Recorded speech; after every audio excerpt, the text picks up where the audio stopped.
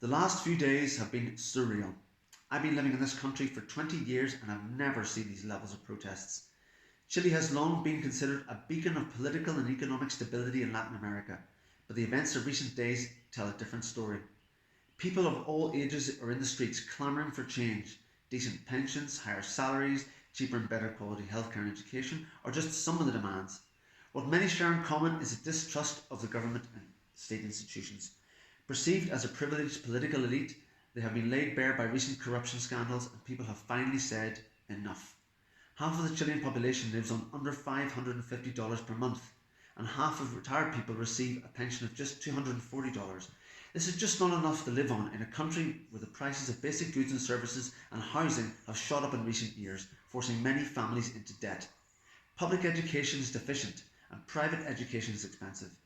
Many people hold down multiple jobs and work long hours to make ends meet, leaving little time for their families. At the same time, a minority of the population has done well from Chile's open economy, but this has resulted in a pressure cooker of frustration and rage that last week finally exploded. A 3% rise in the cost of the metro subway that transports 2 million people a day was the last straw. School children flooded the metro, inciting people to avoid paying the fare. The protest then spread to the streets and soon was nationwide.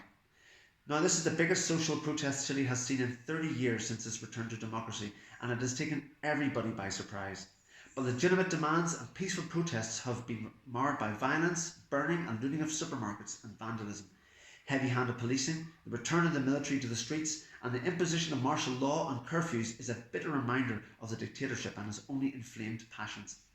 The government seems at a loss at what to do, and the security forces are overwhelmed. So far, 15 people have died, and the protests and violence show no sign of abating. Declarations by President Piñera that the country is at war have been condemned internationally. But Chile is a democracy, and only through dialogue and political unity can this conflict be resolved.